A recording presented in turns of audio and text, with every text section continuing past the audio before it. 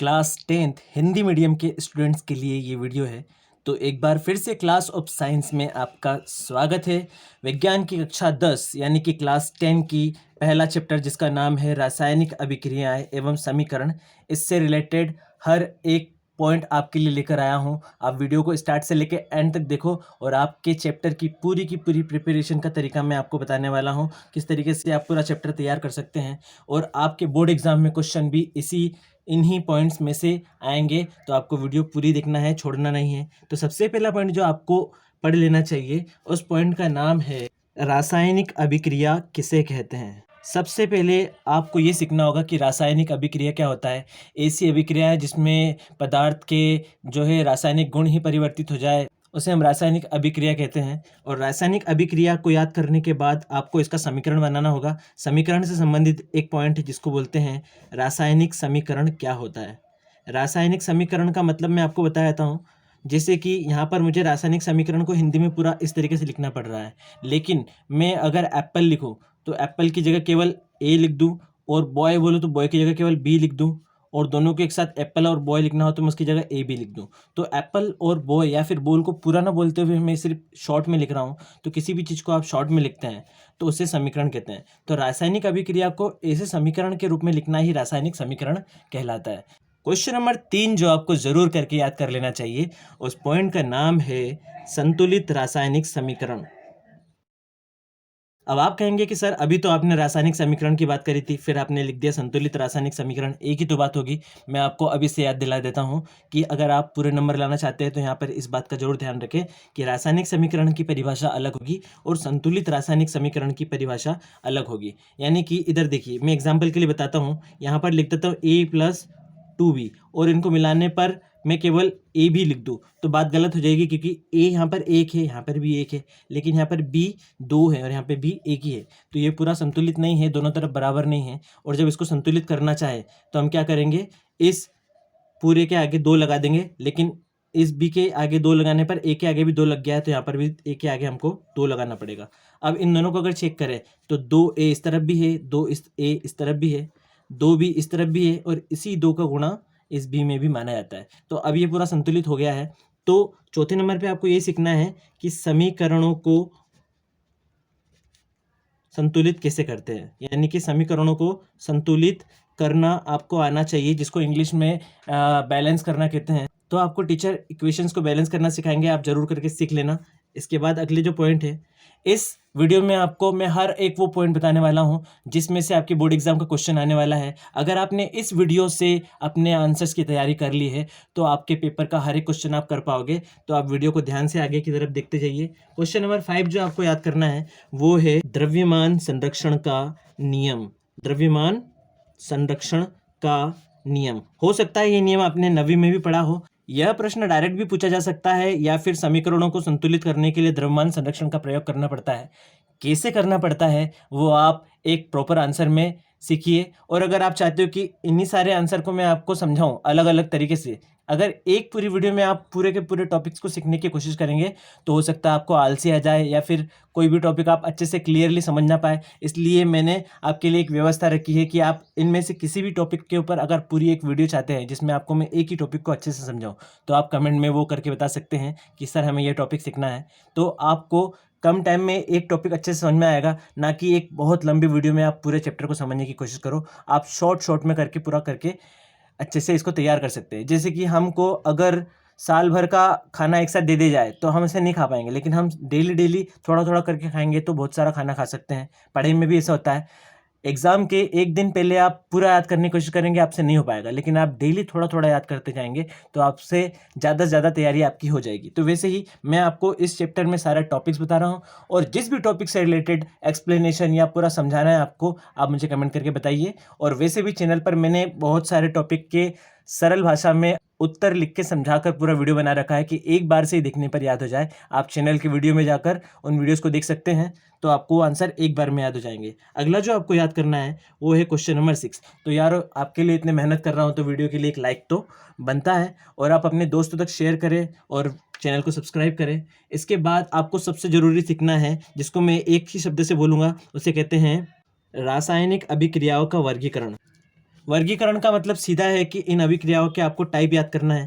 पहला टाइप आपको जो याद करना है वो है संयोजन अभिक्रियाएं।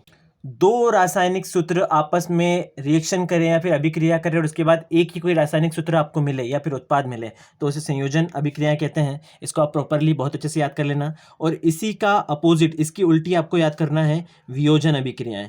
वियोजन अभिक्रियाएं में क्या होता है कि एक कोई रासायनिक सूत्र होता है या फिर कोई एक रासायनिक संगठन होता है जो टूटकर दो से अधिक उत्पाद में परिवर्तित हो जाता है, तो उसे वियोजन अभिक्रिया कहते हैं। तो संयोजन और वियोजन अभिक्रिया आपको याद कर लेना है। और इसके बाद दूसरा जो आपको याद करना चाहिए वो है विस्थापन अभिक्रिया। दोस्तों आप विस्थापन अभिक्रिया को जरूर करके याद कर लेना। यहाँ पर अभिक्रिया को शॉर्ट में मैं अभी लिख के डॉट लगा देता हूँ, आप इसका फुल फॉर्म समझ लेना। विस्थापन अभिक्रिया में होता ये है कि एक पावरफुल वाला जो रासायनिक सूत्र होता है या फिर तत्व होता है वो कमजोर वाले तत्व को उसकी जगह से हटा देता है और जिस भी तत्व को उसने हटाया उसी की जगह पर आके बैठ जाता है। जब आप इस थ्योरी को अच्छे से पढ़ेंगे तो आपको ये बात अच्छे से समझ में आ जाएगी कि क्या होता है विस्थापन अभिक्रिया। और विस्थापन का ही बड़ा भाई जिसको हम बोलते हैं द्विविस्थापन अभिक्रिया, ये भी आप जरूर याद कर लेना इसके साथ में ही, द्विविस्थापन अभिक्रिया। अगर आपने विस्थापन अभिक्रिया को अच्छे से सीख लिया है तो द्विविस्थापन याद करना आपके लिए बहुत ही आसान रहेगा। इसके बाद तीसरे नंबर पे आपको याद करना है, हो सकता है आप इस वाली इक्वेशन का नाम जानते हो या फिर इस अभिक्रिया का नाम जानते हो, जिसका नाम है ऊष्माक्षेपी अभिक्रिया। ऊष्माक्षेपी तथा ऊष्माशोषी अभिक्रिया। अगर आप में से जो भी लोग वीडियो देख रहे हैं और आपको पता है कि क्या होता है ऊष्माशोषी और ऊष्माक्षेपी अभिक्रिया तो आप कमेंट करके हमें बता सकते हैं क्या होती है ऊष्माक्षेपी अभिक्रिया और क्या होती है ऊष्माशोषी अभिक्रिया। ऊष्माक्षेपी अभिक्रिया में ऊष्मा जो है बाहर निकलती है, ऊष्माशोषी में ऊष्मा जो है अवशोषित होती है। इसको प्रॉपरली आपको अच्छे से याद करना है। हो सकता है बोर्ड एग्जाम में ऊष्माक्षेपी के ऊपर क्वेश्चन आ जाए या फिर ऊष्माशोषी के ऊपर अलग से आ जाए, ऐसा भी हो सकता है कि दोनों में अंतर पूछ ले। तो आपको ये अभिक्रियाएं याद करना है। और ज़रूरी चीज़ ये है कि इन सारी अभिक्रियाओं के साथ सभी के अपने अपने समीकरण हैं उदाहरण के रूप में। उन समीकरणों को आप ज़रूर लिख कर याद करना, क्योंकि केवल पढ़कर याद करेंगे तो भूल जाएंगे। ये केमिस्ट्री वाला पार्ट होता है, आप इसे लिख कर याद करेंगे तो कभी नहीं भूलेंगे। चौथे नंबर पर जो आपको पढ़ना चाहिए वो है अवक्षेपण अभिक्रिया। अवक्षेपण अभिक्रिया यानी कि ऐसी रासायनिक अभिक्रिया है जिसमें अभिक्रिया होने के बाद कोई ठोस पदार्थ अवशेष के रूप में रह जाए तो उसे अवक्षेपण अभिक्रिया कहते हैं। इसका भी आपको समीकरण अच्छे से याद कर लेना है। पांचवें नंबर पे मैं आपसे कहूँगा कि आप ऑक्सीकरण अभिक्रिया याद करें। ऑक्सीकरण बहुत बार पूछा गया है और इस बार भी पूछने के चांस है। ऑक्सीकरण के साथ ही दूसरा नाम आ जाता है अपचयन अभिक्रियाएं। तो आपको आपको ऑक्सीकरण और अपचयन दोनों अभिक्रियाएं विद परिभाषा और उदाहरण के साथ याद कर लेना है। उदाहरण में वही समीकरण आ जाएगा और इन दोनों की मिले जुले रूप को बोलते हैं रेडॉक्स अभिक्रिया। या तो रेडॉक्स के नाम से क्वेश्चन आएगा या फिर इस नाम से आ सकता है ऑक्सीकरण अपचयन अभिक्रिया, यानी कि ये दोनों नाम एक साथ भी दे सकते हैं या फिर रेडॉक्स के नाम से पूछ सकते हैं। तो आंसर आप अच्छे से याद कर लेना, इसका समीकरण बनाना नहीं भूलना है। तो इतनी सारी अभिक्रियाएं हैं और इन अभिक्रियाओं को अगर जब आप अच्छे से पढ़ लेंगे और समझ लेंगे तो इन अभिक्रियाओं को पहचानना भी आ जाएगा। किस अभिक्रिया में कोई टूट रहा है या कोई जुड़ रहा है या फिर कोई एक तत्व अपनी जगह बदल के दूसरी जगह पर जा रहा है।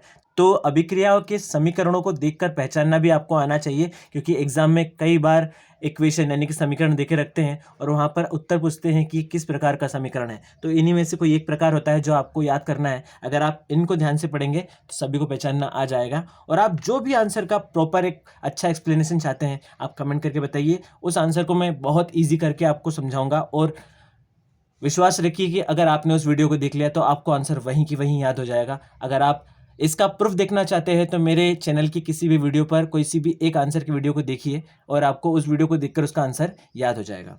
उसके बाद चलते हैं क्वेश्चन नंबर 7। अब आपको याद करना है संक्षारण। संक्षारण का मतलब होता है जंग लगना। जंग किसी में भी लग सकती है, लोहे में लग सकती है, चांदी, तांबा, सोना, हर एक धातु में जंग लगती है जिसको हम संक्षारण के नाम से जानते हैं।